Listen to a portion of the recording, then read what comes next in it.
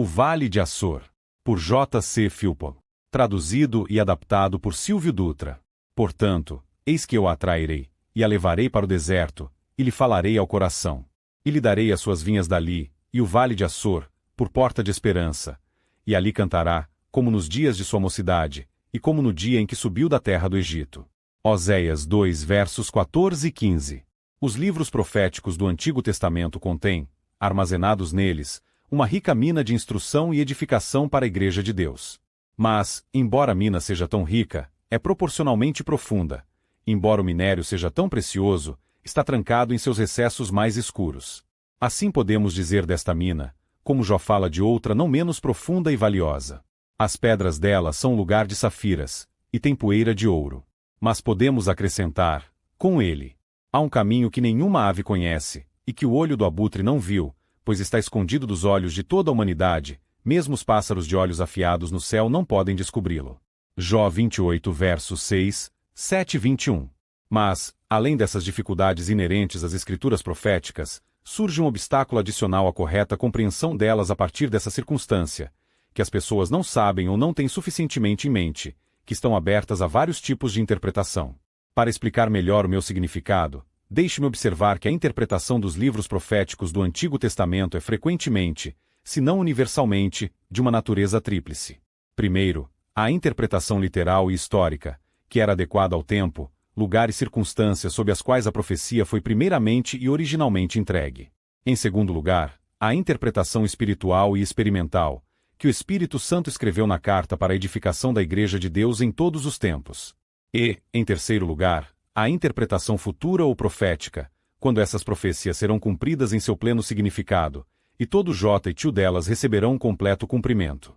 Até que, portanto, esse período chegue, muito das escrituras proféticas devem estar enterradas na obscuridade. Esta realização plena ocorrerá naqueles tempos de que o apóstolo Pedro fala nos Atos dos Apóstolos, como os tempos de restauração de todas as coisas que Deus tem falado pela boca de todos os seus santos profetas desde o início do mundo. Atos 3 verso 21. Como é a interpretação espiritual e experimental que se refere principalmente à Igreja de Deus, e aquela da qual devemos arranjar nossas provisões de instrução e consolo, me limito principalmente a essa significação.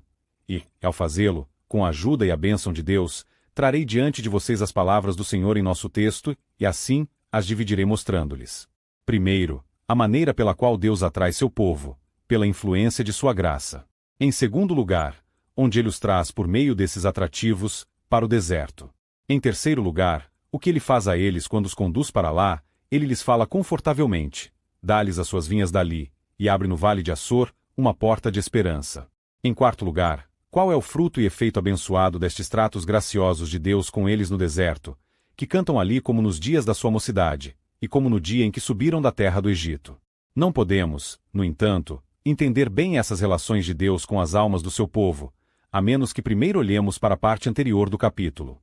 O Senhor labra os pecados que uma alma, mesmo uma alma graciosa, é capaz de cometer, o que ela faz e sempre fará quando não for contida pela sua poderosa graça, porque sua mãe é uma prostituta sem vergonha e ficou grávida de uma maneira vergonhosa. Eu vou correr atrás de meus amantes e me vender para eles por comida e por roupa de lã e de linho, e por azeite. Eis aqui a abertura do que somos por natureza, para o que nossa mente carnal está sempre inclinada, o que fazemos ou somos capazes de fazer, a não ser que seja retido pela providência vigilante, pela graça e bondade incessante do Senhor. Estes nossos amantes são os nossos velhos pecados e desejos antigos que ainda anseiam por gratificação. Às vezes, a mente carnal olha para trás e diz: onde estão os meus amantes que me deram a minha comida e bebida? Onde estão os prazeres anteriores que tanto agradavam as minhas vis paixões e que tanto satisfaziam os meus desejos baixos? Esses amantes são, então, a concupiscência da carne, a luxúria dos olhos e o orgulho da vida. Tudo que, a menos que seja subjugado pela graça soberana, ainda trabalha na nossa natureza depravada e procura recuperar o seu domínio anterior. Mas o Senhor aqui, em sua maior parte, intercede misericordiosamente, nem normalmente deixará que seus filhos façam o que de bom grado fariam, ou sejam o que gostariam de ser. Ele diz: por isso bloquearei o teu caminho com espinheiros, e te cercarei para que não encontres as tuas veredas. Oséias 2 verso 6. O Senhor, em sua providência ou em sua graça, impede que a mente carnal realize seus desejos baixos, cerca o caminho com espinhos, por meio dos quais podemos entender espiritualmente as pontadas da consciência, as pontadas do remorso, as dores de penitência, que são como sebes espinhosas que cercam o caminho da transgressão e assim impedem a mente carnal de romper em seus antigos caminhos, indo atrás desses ex-amantes para renovar sua aliança ímpia com eles. Com uma cerca viva de espinhos sendo montada pela graça de Deus, a alma é incapaz de romper esta cerca forte, porque no momento em que ela procura atravessá-la ou subir nela, cada parte dela apresenta um espinho forte, que ferirá e perfurará a consciência. Que misericórdia infinita, que graça vencedora, manifesta-se aqui.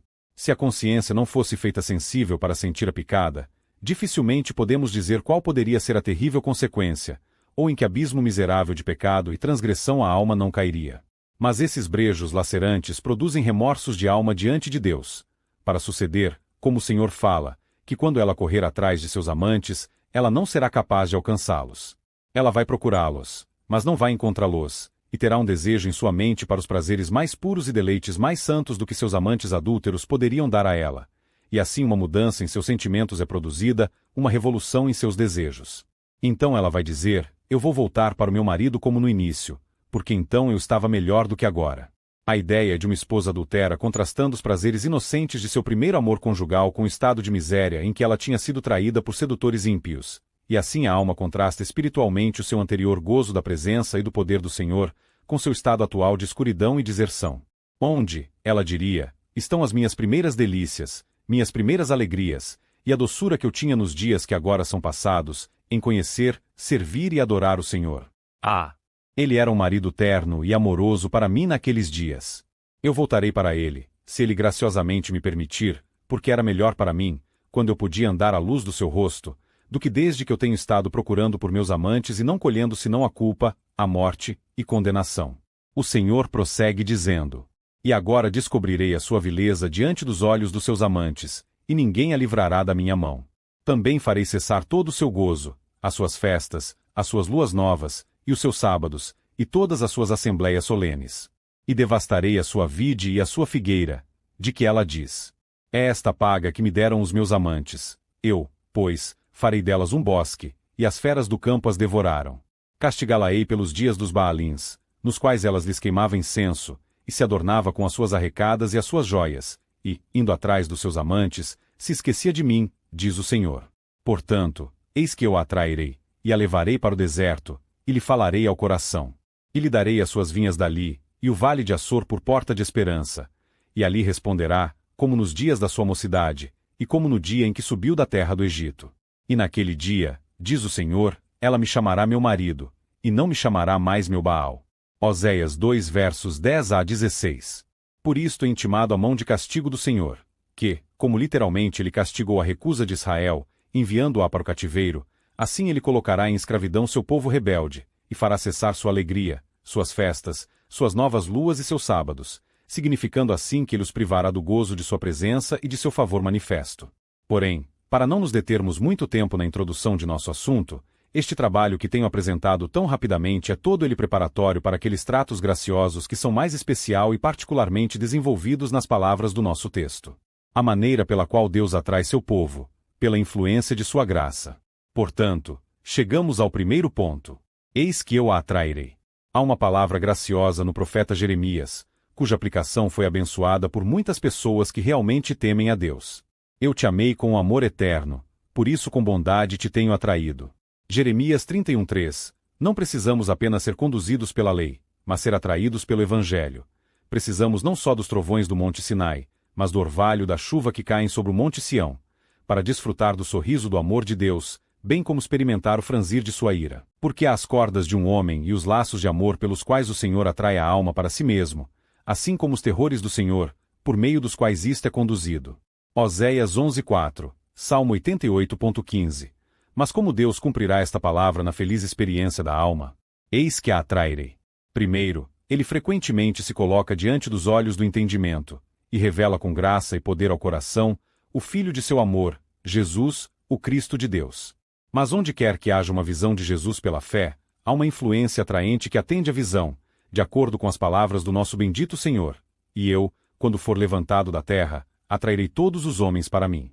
Onde quer que, então, Jesus é graciosa e experimentalmente manifestado à alma, e revelado por qualquer doce revelação de sua gloriosa pessoa, sangue expiatório e obra consumada, um poder secreto, porém sagrado, é apresentado, segundo o qual somos atraídos a ele, e toda a graça do Espírito flui para ele como para seu centro atraente. Assim Jeremias fala dos santos de Deus como vindo e cantando no auge de Sião, e fluindo juntos para a bondade do Senhor. Jeremias 31 verso 12. E assim Isaías fala à igreja de Deus. Então o verás, e estarás radiante, e o teu coração estremecerá e se alegrará, porque a abundância do mar se tornará a ti, e as riquezas das nações a te virão. Isaías 60 verso 5. Esta visão de Cristo pela fé é o que o apóstolo fala aos Galatas, como Jesus sendo evidentemente apresentado diante de seus olhos. Gálatas 3 verso 1. Assim como diante de nossos olhos, ele se torna objeto de nossa fé pelo olhar olhai para mim e sereis salvos, todos os confins da terra, para o totalmente desejável, para quem o amor flui, e o intercessor dentro do véu em quem a esperança efetivamente âncora.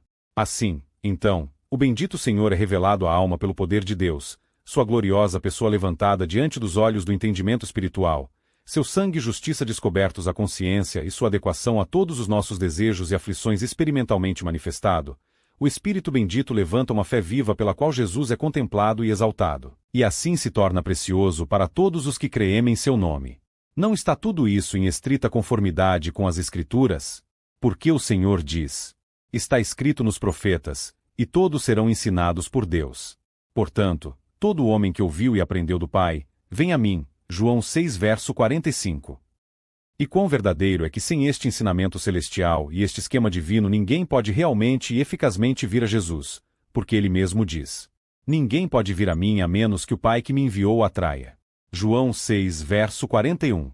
Mas, além disso, porque nem todos são favorecidos e abençoados com manifestações muito claras do Filho de Deus para suas almas, às vezes o Senhor atrai ao enviar sua palavra com poder ao coração. Assim, o apóstolo fala de seu evangelho chegando aos Tessalonicenses. Não somente em palavras, mas também em poder, e no Espírito Santo, e em muita certeza. 1 Tessalonicenses 1 verso 5. Paulo veio e lhes pregou o evangelho. Ele estabeleceu a salvação pelo sangue do Cordeiro.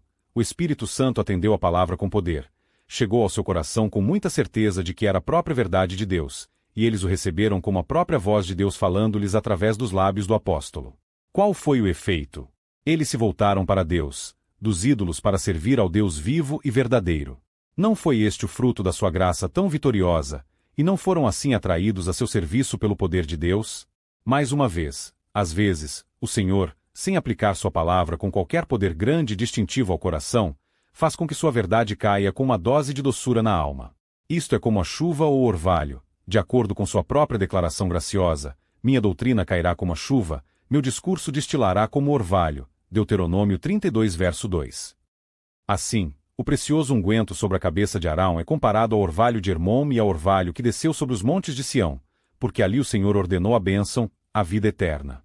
A queda de sua doutrina, ou, como a palavra significa, o seu ensinamento, como a chuva, e a destilação de seu discurso gracioso como orvalho, acendem na alma um amor, Salmo 133 versos 2 e 3, pela verdade, e onde quer que isso seja sentido a salvação, pois lemos sobre os que perecem porque não receberam o amor da verdade, para serem salvos.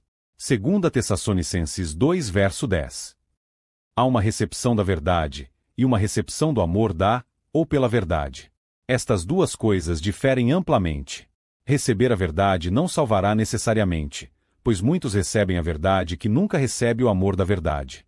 Professantes aos milhares recebem a verdade em seu julgamento, e adotam o plano de salvação como seu credo, mas não são nem salvos nem santificados por isso.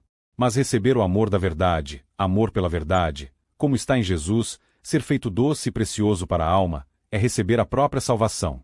É desta maneira que o Evangelho é feito poder de Deus para a salvação. E, portanto, o apóstolo, falando da pregação da cruz, diz que é para aqueles que perecem loucura, mas para nós que somos salvos é o poder de Deus. Agora é impossível que esse poder seja sentido sem que ele tenha um efeito sedutor sobre a alma, pelo qual ela abandona todo o mal e se une ao Senhor com propósito de coração. Mas, às vezes, o Senhor atrai, aplicando uma promessa, um convite, um encorajamento doce, um desdobramento por um momento de seu rosto adorável, e dando um vislumbre passageiro de sua graça e glória. Sempre que ele se apresenta, esse poder sagrado tem uma influência para nos atrair. Isso fez o cônjuge dizer: Leve-me tu, correremos após ti. Canto 1.4. Sentindo sua necessidade desse poder de atração que Deus propõe pelas operações de seu Espírito e graça sobre um coração disposto. Portanto, lemos que o povo de Deus foi feito disposto no dia do seu poder, Salmo 110 verso 3. E a isso se refere a antiga promessa feita a Jafé. Deus ampliará, ou, como está à margem da versão de nossa Bíblia, persuadirá Jafé, Gênesis 9 verso 27. A palavra ampliar significa literalmente abrir, e assim persuadir ou atrair, ou, como é traduzido em nosso texto, atrair, pois é a mesma palavra no original, tanto em Gênesis, quanto em Oséias. Nestas, então, e de várias outras maneiras o Senhor atrai seu povo, dando-lhes um gosto de sua beleza e bem-aventurança, com algum senso de sua morte por amor, os atrai para o deserto, de acordo com suas próprias palavras pelo profeta Jeremias vai, e clama aos ouvidos de Jerusalém, dizendo: Assim diz o Senhor, lembro-me, a favor de ti, da devoção da tua mocidade, do amor dos teus desposórios, de como me seguiste no deserto, numa terra não semeada. Jeremias 2 verso 2. Mas, para chegar ao nosso segundo ponto, onde traz o Senhor o seu povo, por esses tratos com as suas consciências? Porque essas atrações são para levá-los a um certo ponto. Ao deserto. Eles não iriam lá voluntariamente. É um lugar muito estéril para eles entrarem, exceto por serem atraídos de uma maneira especial pela graça e guiados pelo poder de Deus. Nem eles, em sua maioria, sabem para onde o Senhor os está levando. Seguem seus chamados, eles são guiados por seus atrativos, eles ouvem a sua voz persuasiva, confiando-lhe como a um guia infalível. Mas eles não conhecem o lugar de esterilidade em que ele está lhes trazendo, o Senhor geralmente oculta isto de seus olhos. Ele atrai e eles seguem, mas ele não lhes diz o que ele vai fazer com eles, ou onde ele pretende levá-los. Ele esconde seus propósitos graciosos, para depois trazê-los mais claramente à luz. Isso não era verdade no sentido literal dos filhos de Israel ao saírem do Egito? Não foram eles, de certo modo, atraídos para o deserto, comendo cordeiro pascal, passando pelo Mar Vermelho, sendo batizados na nuvem e no mar, e especialmente pela coluna de nuvem que os precedia e os conduziu ao deserto. Assim, o Israel literal era um tipo e figura do Israel espiritual. Mas olhe para o lugar onde ele traz o seu povo, o deserto. Este é um tipo e uma figura muito usados pelo Espírito Santo, e nos transmite uma instrução profunda e profícua. Vejamos se conseguimos penetrar, com a ajuda e a bênção de Deus, no significado do emblema. Primeiro, então, o deserto é um lugar isolado e solitário, distante, longe de cidades, e de outros lugares ocupados por homens. Uma morada remota e muitas vezes aborrecedora, onde não há olho intruso para marcar os passos do andarilho, onde não há ouvido para ouvir seus suspiros e gritos. Adotando esta ideia, podemos ver como o Senhor, quando coloca o seu sagrado poder sobre o coração para atrair o seu povo para o deserto, leva-os a um lugar onde, em solidão e silêncio, podem ser separados de todos, se não de si mesmo. A igreja é mencionada neste capítulo como seguindo seus amantes, mas ela não poderia alcançá-los. Como ela não poderia encontrá-los, eles não iriam procurar por ela. Eles não têm nenhuma inclinação para segui-la no deserto. Se atraídos por seus encantos eles a procurariam novamente para envolvê-la em seu abraço, eles imediatamente a deixariam no limite do deserto. Nenhum amante terrenal a segue até o deserto, o tal não pode suportar sua solidão. A verdadeira religião é um trabalho maçante para a mente carnal. Estar sozinha deixa muito abertas as picadas da consciência. O deserto, portanto, entendemos como um emblema de estarmos a sós com Deus, saindo do mundo, longe do pecado da companhia mundana, de tudo que é carnal, sensual e terreno, e sendo trazidos para aquele lugar solene onde há secretos, sagrados e solitários tratos com Deus. Assim, nosso bendito Senhor ficou no deserto 40 dias, e estava com animais selvagens. Marcos 1.13. Longe dos homens, tentado por Satanás, ministrado por anjos, no deserto, nosso adorável mediador mantinha santa comunhão com seu Pai Celestial. Então João Batista, seu precursor, estava no deserto com sua roupa de pelo de camelo, e um cinto de couro ao redor de sua cintura, e sua comida era gafanhotos e mel selvagem. Mateus 3 verso 4. Tudo isso era indicativo da separação do mundo, e um viver na solidão, não tendo comunhão com ninguém, senão com Deus. Até que então sejamos levados para o deserto, não temos nenhuma retirada da criatura, nenhum trato solitário com o coração que procura Jeová. Nem estamos separados em coração e espírito do mundo exterior, ou do mundo interior, de modo a ter qualquer comunhão espiritual real com o Deus do céu. Mas olhe para o deserto sob outro ângulo, ele é representado por toda a palavra de Deus como um lugar de provação e aflição. Era assim de modo especial para os filhos de Israel de antigamente. Logo que entraram no deserto, começaram as provações. Não tinham água para beber, nem comida para comer, um sol ardente acima, uma areia ressequida embaixo, como se queixavam em sua alma. Lembraram-se do peixe que comeram no Egito.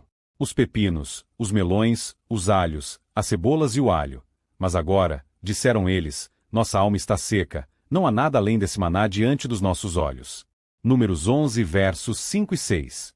Assim é na graça. O deserto é um lugar de provação e aflição. Mas quando o Senhor está atraindo a alma para ele por seus ensinamentos e manifestações, pouco pensa nas provações, aflições que o Senhor está trazendo. No caso dos filhos de Israel, vemos como a sua fé foi provada pelos perigos e dificuldades do deserto. Nós também vemos que rebelião e murmuração e irritabilidade foram manifestadas por eles sob o deserto. Eles não eram em si piores do que os outros, mas o deserto trouxe à luz os pecados do seu coração. Assim é com o povo de Deus. Suas provas de deserto trazem à luz a rebelião, a incredulidade e a inquietação da mente carnal, e é esta descoberta dos males do coração sob aflição que faz do deserto um lugar de tão profunda e contínua provação. Mas tome outra ideia. O deserto é um lugar de tentação.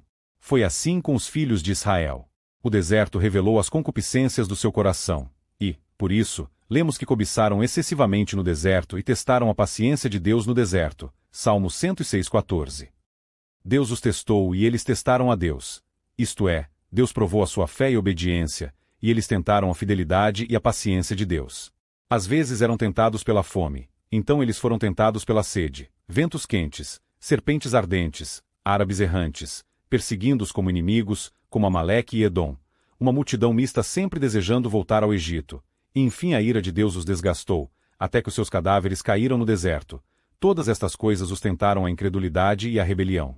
E ainda mais, a maldição de uma lei ardente, os juízos de Deus contra os transgressores, a severidade das ordenanças legais, a condenação e escravidão da aliança sob a qual estavam, tornaram o deserto um lugar de tentação, de modo que ninguém saísse ileso, senão aqueles que foram preservados por Deus. De maneira semelhante, o deserto é um lugar de tentação para todos os que nele são trazidos. O nosso bendito Senhor foi levado pelo Espírito ao deserto, para suportar a tentação, para encontrar-se com Satanás cara a cara, e para passar por aquelas provações ardentes pelas quais ele próprio tendo sofrido, sendo tentado, pode socorrer aqueles que são tentados. Mas tome outra ideia, igualmente bíblica, que é, que o deserto é um lugar em que não há moradias. É chamado uma terra não semeada, Jeremias 2 verso 2. Isto é, não cultivado como outras terras, em que, portanto, não há fazenda ou herdade, nem campo verde nem trigo acenando, mas um lugar em si mesmo tão destituído de alimento que o viajante deve perecer, a menos que seja fornecido por alguma outra fonte.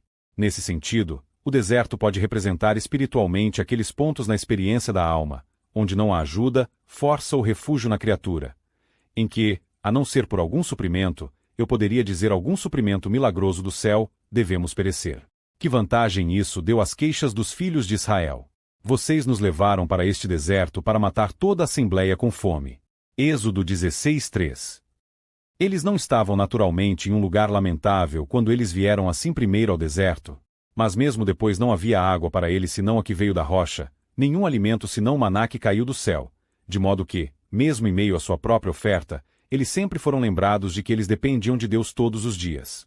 Assim, quando somos levados ao deserto, aprendemos através de suas provações e tentações, que não temos força nem sabedoria nem justiça. De fato, que não temos nada e não somos nada e somos assim feitos espiritualmente e experimentalmente os mais necessitados de todos os pobres, e os mais dependentes da recompensa soberana de Deus. Você pensou pouco, quando o Senhor estava gentilmente lidando com sua alma e dando-lhe para provar algo da doçura da misericórdia manifestada, e as bênçãos de sua graça, que tudo isso tinha a intenção de atraí-lo no deserto onde Deus poderia falar com você cara a cara, e lá ensinar-lhe lições que não podem ser aprendidas em nenhum outro local. É lá que aprendemos os males do coração, as trevas do nosso entendimento, a alienação de nossas afeições, a infelicidade, a infidelidade, o murmúrio e a irritação de nossa natureza caída, e também aprendemos a maravilhosa longanimidade, paciência e tolerância de Deus.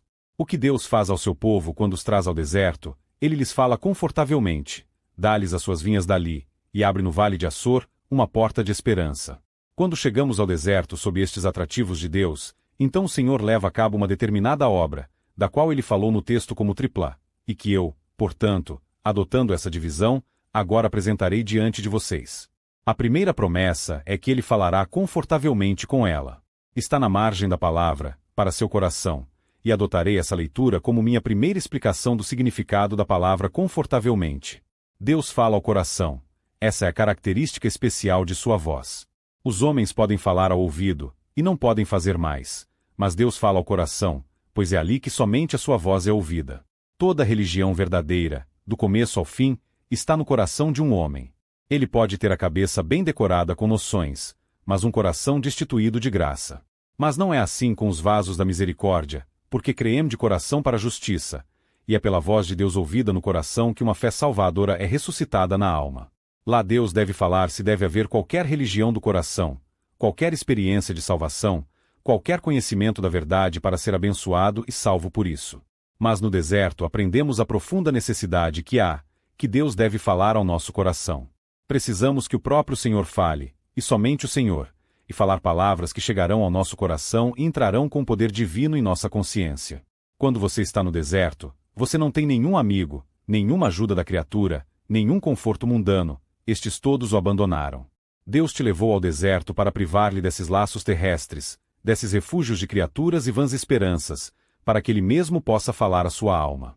Se, então, você está separado do mundo por ser trazido para o deserto, se você está passando por provações e aflições, se você é exercitado com uma variedade de tentações, e é trazido para aquele lugar onde a criatura não tem ajuda nem esperança, então você está sendo levado para ver e sentir que nada, senão a voz de Deus falando com poder à sua alma, pode lhe dar qualquer base sólida de descanso ou paz.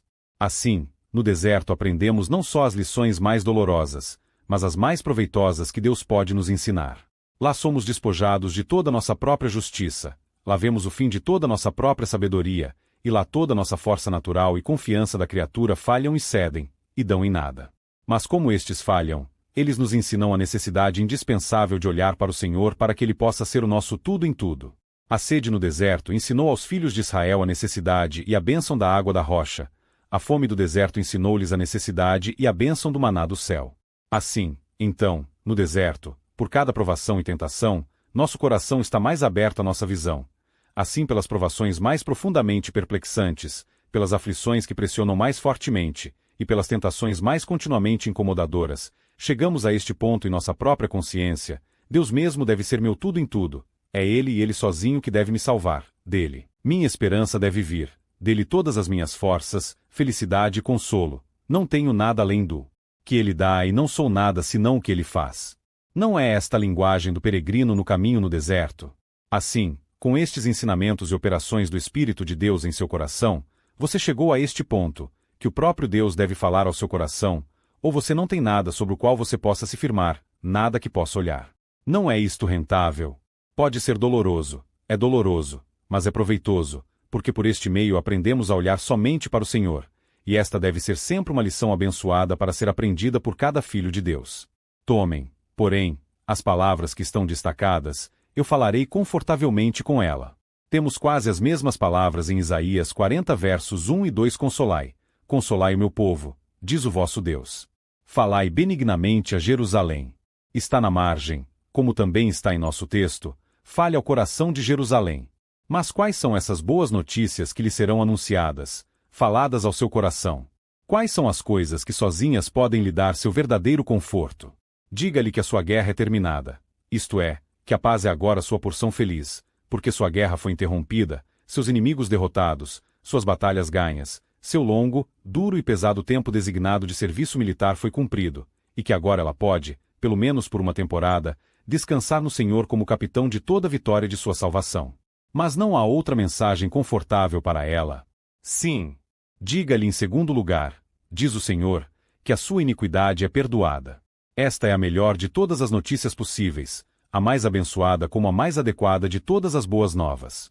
O perdão manifestado ao pecado é o melhor dom da graça de Deus que pode alcançar o coração de um pecador, e sem ele, não há verdadeiro conforto. Mas não há outra mensagem para o coração de Sião? Sim. O Senhor, em terceiro lugar, assegura-lhe que ela recebeu da mão do Senhor o dobro por todos os seus pecados. O que significa esse duplo? Eu entendo por ele as riquezas superabundantes da graça sobre as abundâncias do pecado.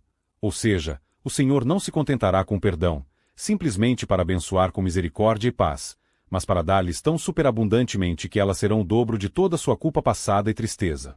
Mas, novamente, o Senhor fala confortavelmente, quando garante à alma o seu interesse no sangue expiatório e na obediência justificadora de seu querido Filho. Muitos dos queridos santos de Deus muitas vezes são muito provados quanto ao seu interesse salvador nestas preciosas realidades. Eles não podem desistir de sua esperança. Eles não podem negar totalmente o que Deus tem feito por suas almas, e ainda assim muitas dúvidas e medos ansiosos angustiam sua mente quanto ao seu interesse real no sangue expiatório e na obra consumada do Filho de Deus. Satanás muitas vezes tira grande proveito deste estado de dúvida e incerteza para assediar e deixar perplexa sua mente, e são assim levados a este ponto que só o Senhor que realmente morreu por eles, pode socorrê-los. Quando, então, ele fala confortavelmente a eles, ele deixa uma doce promessa ou uma palavra graciosa em seu coração, e assim faz retornar a sua confiança no sangue expiatório e no amor demonstrado em sua morte na cruz, de modo a acharem paz para sua consciência e coração. Isso pode parecer ser um pouco de falha de uma manifestação completa de amor perdoador, pois não vem exatamente dessa maneira. E, ainda assim, é de fato mesmo, pois onde há uma clara descoberta do interesse na salvação pelo sangue expiatório, o perdão se manifesta claramente, pois se eles têm um lugar no coração de Jesus e um interesse pela salvação na obra de Jesus, não há condenação, como se manifesta nele, Romanos 8 verso 1. E se não há condenação, deve haver justificação e, se há justificação, há perdão e paz. Romanos 5 verso 1. Mas como os do povo do Senhor, depois de terem recebido a misericórdia manifestada, são levados ao deserto e, de fato, atraídos pelas cordas do amor eterno, e como suas provações e aflições são geralmente muito grandes, eles querem palavras da própria boca de Deus para sustentá-los e confortá-los sob suas diversas e severas aflições. Já vimos que o Senhor os leva ao deserto, para que, naquele lugar isolado e solitário, ele possa falar aos seus corações. Pouco foi dito pelo Senhor ao seu povo quando estava no Egito, exceto para matar e comer o cordeiro pascal. Reservou sua voz até que os tivesse levado ao deserto, e pudesse falar com eles cara a cara. Às vezes o Senhor falou-lhes cara a cara do coração do fogo na montanha, Deuteronômio 5 verso 4, e às vezes na coluna de nuvem. Salmo 99 verso 7. Assim também ele fala em Ezequiel 20.35,36. E vos levarei ao deserto dos povos, e ali face a face entrarei em juízo convosco, como entrei em juízo com vossos pais, no deserto da terra do Egito, assim entrarei em juízo convosco, diz o Senhor Deus. Quando, então, o Senhor se agrada de aplicar alguma palavra graciosa ou promessa doce em sua mente, ou trazer para casa uma preciosa porção de sua verdade, ele lhes fala confortavelmente, e assim, assegurando-lhes seu interesse pela salvação em seu amor e misericórdia, ele levanta seu espírito caído e lhes dá poder e força para suportar o peso de cada cruz colocada sobre seus ombros. Mas, novamente, como outro exemplo de conversar com eles, o Senhor de tempos em tempos abre suas relações passadas com seu povo, lança um raio de luz no caminho que ele conduziu no deserto, renova e ratifica seu trabalho anterior em suas almas, e assim lhes dá um doce testemunho de que o que eles experimentaram nos tempos passados foi realmente operado por sua mão graciosa no fundo de sua consciência. Mas para passar para uma segunda bênção no deserto, ele acrescenta: darei a ela as suas vinhas dali. O que é que faz com que muitos membros da família do Senhor andem pesadamente, estando sobrecarregados?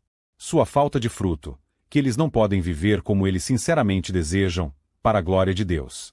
Eles desejam andar no temor do Senhor todo dia, para serem frutíferos no coração, nos lábios e na vida, de serem espíritos, que sabem o que é vida e paz, que eles estarão sempre desfrutando a presença do Senhor, e que o glorificassem em tudo quanto dissessem e fizessem.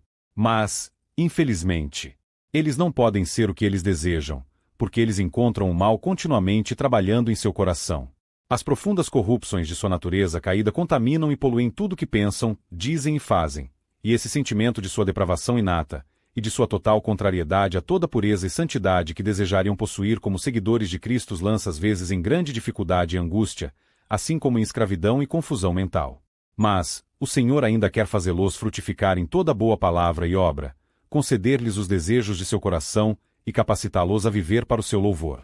Como, então, ele faz isso? Ele os atrai para o deserto, assim ele os afasta de tudo que confunde sua mente e cativa suas afeições, os leva a esse lugar secreto onde tudo fora e dentro é um desperdício estéril, mostra-lhes o mundo em suas cores verdadeiras cheias de espinhos e sarças, e que a vaidade e o desgosto de espírito são tudo o que ele pode dar. A experiência dessas coisas os faz sofrer e chorar sob a ação do pecado em si mesmos, e como tocados com afeições simpatizantes, sob a vista das misérias pelas quais são cercados, com a mesma sorte todos os filhos de Deus. Este é, portanto, o lugar apropriado onde o Senhor se alegra em falar ao coração de seus enlutados em Sião, e revelar palavras reconfortantes à sua alma. E como é sob os sentimentos graciosos assim produzidos, que esse fruto é levado ao louvor e à glória de Deus, pode-se dizer verdadeiramente que lhes dá as suas vinhas dali. Mas isso não é uma contradição, ou se não é uma contradição, um milagre. Uma contradição não é, pois está em plena harmonia com a palavra e obra de Deus. Mas é um milagre, pois, de fato, tal é a natureza de todos os tratos de Deus com seu povo. São todos milagres de misericórdia e graça. Pode-se justamente perguntar: podemos esperar encontrar vinhas num deserto? A videira cresce lá naturalmente, ou pode crescer lá por cultivo artificial? Não é este o próprio caráter de um deserto que não tem, nem videira, nem figueira, nem campo, nem pasto? Como, então, os vinhedos podem ser encontrados no deserto rochoso? Pelo mesmo milagre que a água foi trazida da rocha.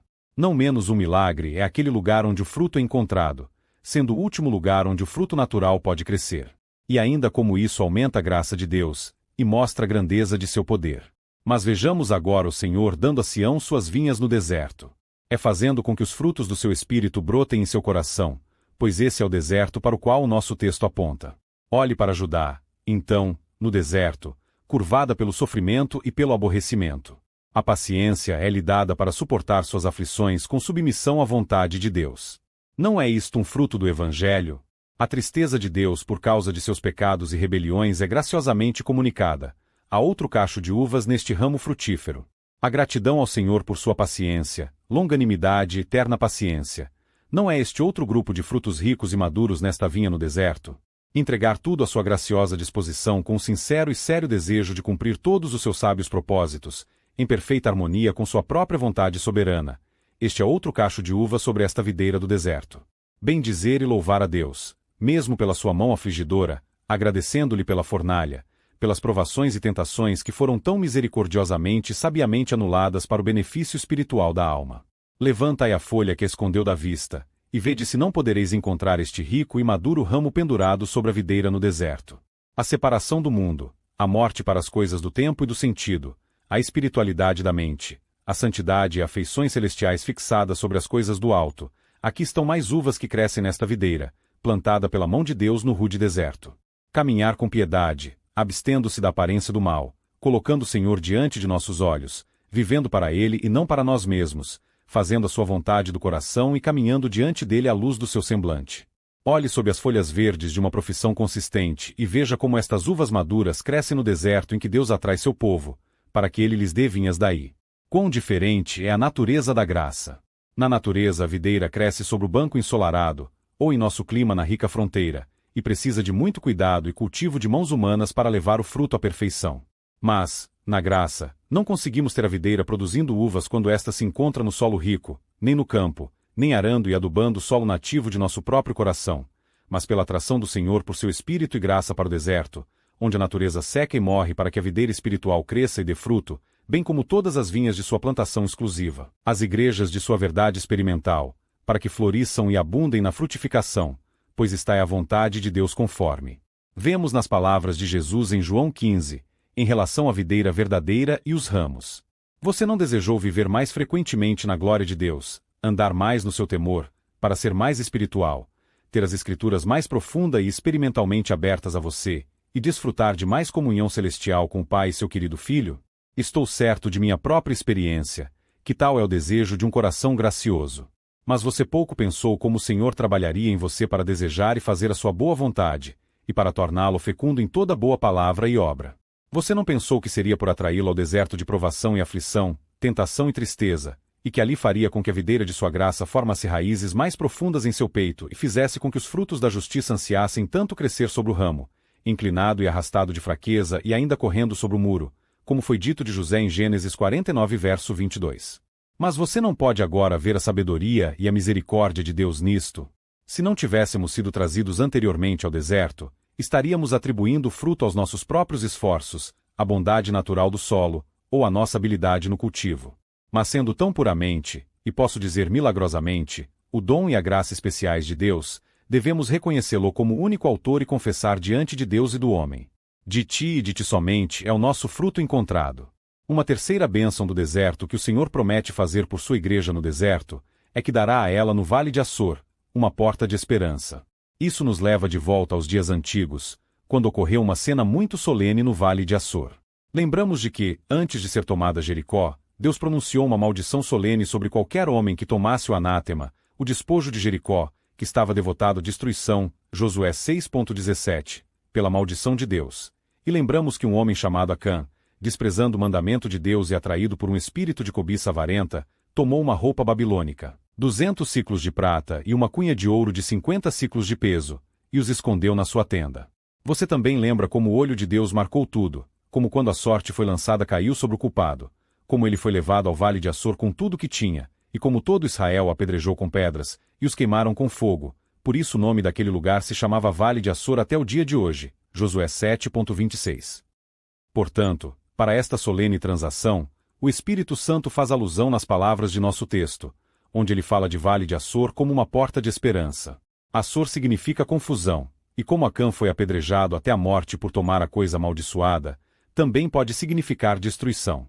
O Vale de Açor, então, é espiritualmente o mesmo lugar que o deserto, porque para um filho de Deus muitas vezes é o vale da confusão, onde sua boca é fechada por culpa e vergonha, como foi Acã quando a sorte caiu sobre ele, e foi obrigado a confessar seus pecados diante de Deus e do homem. É também frequentemente para o santo de Deus o vale da destruição, pois quando a coisa maldita, o despojo deste mundo condenado, é achada em sua possessão sendo amada e acariciada, um sentimento da ira de Deus cai sobre ele, e por isso toda sua esperança legal e justiça carnal são destruídas, apedrejadas e queimadas com fogo, como um julgamento justo de Deus por amar o mundo, que é inimigo de Deus. Porventura vocês não temem às vezes que os juízos de Deus caiam abertamente sobre vocês, como tendo pecado contra ele tão cobiçosamente e tão perversamente quanto Acã pecou tomando o anátema, e que a sua sorte pudesse ser a mesma, ser um monumento da ira de Deus, mesmo diante da face do homem?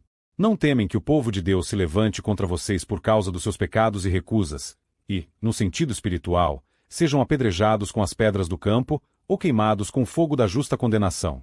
Creio que o Vale de Açor é, por vezes, um local de necessidades como o deserto para um filho de Deus, pois, como todos devem ser levados ao deserto para terem as suas vinhas, devem descer também para o Vale de Açor lugar de fechar as bocas, de ficar quieto e aguardando com temor os juízos do Senhor, o ponto baixo e humilde de confusão e angústia, para que a porta da esperança possa ser aberta com uma mão divina em sua alma. Como não há fruto para ser encontrado no coração, no lábio ou na vida, até que Deus o dê no deserto, assim, até chegarmos ao vale, o baixo e humilde vale da confusão e da destruição, não há boa esperança através da graça comunicada.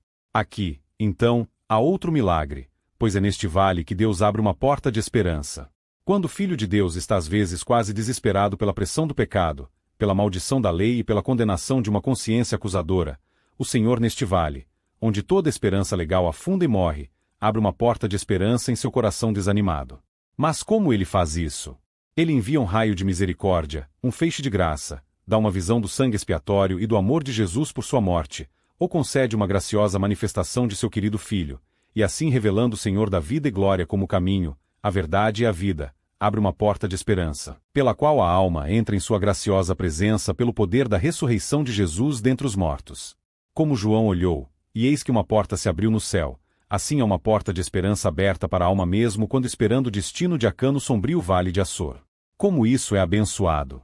Como alguém diz de si mesmo: eu olhei para o inferno, mas ele me trouxe ao céu. Quando você esperava a ira, então achou misericórdia. Quando temia o juízo, obteve perdão. Temendo a punição, recebeu a declaração: eu te amei com um amor eterno.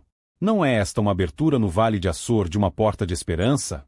Mas deixe-me chegar agora ao nosso último ponto, o efeito desses tratos graciosos de Deus no deserto, o fruto gracioso de louvor e agradecimento por seu falar confortavelmente com o coração, dando as vinhas e abrindo uma porta de esperança neste triste vale. Ela cantará ali, como nos dias de sua mocidade, e como no dia em que ela subiu da terra do Egito. Daremos o sentido espiritual e experimental como agora cumprido nos corações dos santos de Deus. Já mostrei como Deus os atrai para o deserto. Através dessas seduções, ele os adota para si mesmo. Quando, então, ele lhes fala confortavelmente no deserto, lhes dá frutos graciosos e abre uma porta de esperança, ele revive e renova aqueles dias de amor puro e virginal. Nos dias de hoje, o próprio Deus se lembra, pois diz: Vai, e clama aos ouvidos de Jerusalém, dizendo: Assim diz o Senhor. Lembro-me, a favor de ti, da devoção da tua mocidade, do amor dos teus desposórios, de como me seguiste no deserto, numa terra não semeada. Jeremias 2 verso 2. Vocês não tiveram uma vez um dia desponsais quando o Senhor revelou pela primeira vez uma sensação de sua misericórdia e bondade para sua alma, e assim, lhe abraçou como uma casta virgem para o filho do seu amor? Aqueles foram os dias de amor jovem, quando experimentamos que o Senhor era gracioso, e tendo uma visão de sua beleza e bem-aventurança, ficamos profundamente apaixonados por aquele que é completamente desejável. Mas, depois dos dias de nossas promessas, tínhamos que ir para o deserto, para aprender lá o que somos por natureza, para ter os profundos segredos do coração abertos, para ter uma longa sucessão de provações e tentações, aflições e tristezas, para que possamos aprender experimentalmente o que este mundo é e o que somos como pecadores nele. Todavia, o Senhor é misericordioso ainda no deserto, e traz o seu povo ali, para comunicar-lhes as bênçãos de que falei. Sob o gozo delas, Sião começa a cantar. E qual é a sua canção? Uma canção nova, de acordo com essas palavras: cantai ao Senhor um cântico novo, Salmo 96 verso 1. E ainda não nova, pois é a mesma canção que ela cantou nos dias de sua juventude. Cantar, nas Escrituras, está sempre ligado com alegria, e especialmente depois de uma libertação do cativeiro, porque cantar em seu louvor é o sentimento instintivo da alma quando experimenta ser abençoada.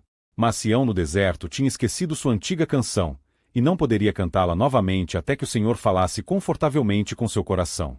Ela podia suspirar e gemer, chorar e lamentar, mas não cantava alegremente, porque sua harpa estava pendurada nos salgueiros e naquela terra estranha ela não podia cantar a canção do Senhor. Salmo 137, 2, 4. Mas, logo que o Senhor começar a falar-lhe confortavelmente no deserto, dar-lhe-á as suas vinhas e abrirá a porta da esperança no vale de Açor, e porá em sua boca uma nova canção, um cântico de louvor e de gratidão ao seu Deus. Porventura, você não tem sido levado às vezes a irromper numa canção de louvor ao Deus de todas as suas misericórdias por uma visita inesperada da sua graciosa presença, ou por alguma descoberta da sua bondade, misericórdia e amor? Isto é cantar como nos dias da sua juventude, aqueles dias de juventude não só na natureza, mas também na graça, quando o Senhor se fez muito próximo, querido e precioso para sua alma, e o mundo e o pecado foram postos debaixo dos seus pés. Muitas mudanças podemos ter visto desde então. Muitos desejos e corrupções podem ter sido trazidos à luz, muita incredulidade descoberta, muitos afastamentos do Senhor foram cometidos. Sobre a dolorosa lembrança, nós temos ainda que suspirar e chorar. Mas o Senhor, que começou sua obra graciosa no coração do pecador, nunca deixa ou abandona a operação de suas próprias mãos. Porque quem ele ama até o fim, e desse amor não poderão nos separar, nem as coisas presentes nem as que estão por vir, nem a altura, nem a profundidade, nem qualquer outra criatura. Eu vos verei outra vez, foi a graciosa promessa de nosso Senhor aos seus discípulos, e o vosso coração se alegrará, e ninguém tirará a vossa alegria. Quando, então, o Senhor volta em misericórdia e amor, ele habilita a alma a cantar uma vez mais o cântico de Moisés e do Cordeiro, como nos dias de sua juventude e como no dia em que ela saiu do mundo da terra do Egito. É como se fosse um avivamento e mais do que um reavivamento dos dias abençoados de antigamente. Sob esta influência doce, a alma pode dizer: o que tenho eu a fazer mais com os ídolos? Então pode deixar o mundo profano, sendo separado tanto pelas provas do deserto quanto pelas misericórdias do deserto. Esses tratos do Senhor causam uma profunda e duradoura impressão na mente, pois seus ensinamentos são proveitosos, e o fruto deles é para ser visto, em uma separação mais clara e completa de todo mal e todo erro, com maior simplicidade de espírito, numa convicção mais profunda da excessiva pecaminosidade do pecado, na crescente ternura da consciência, e em uma caminhada diante de Deus e do homem em maior coerência com os preceitos do Evangelho e o exemplo do Filho de Deus quando tabernaculou aqui embaixo. Você pode encontrar alguma coisa em seu coração e consciência que tenha alguma semelhança com esses tratos graciosos, com esses ensinamentos divinos? Você está em alguma parte do caminho que eu mostrei? O Senhor está atraindo você, ou você está no deserto, ou o Senhor está falando ao seu coração, ou Ele está abrindo no vale de Açor uma porta de esperança, ou está colocando um novo cântico na sua boca. Compare o que você espera e acredita que o Senhor tem feito em sua alma com estas marcas do ensinamento divino traçadas pela caneta do Espírito Santo na passagem diante de nós, e se você puder encontrar qualquer uma dessas evidências graciosas, bendiga o Senhor por sua soberana misericórdia.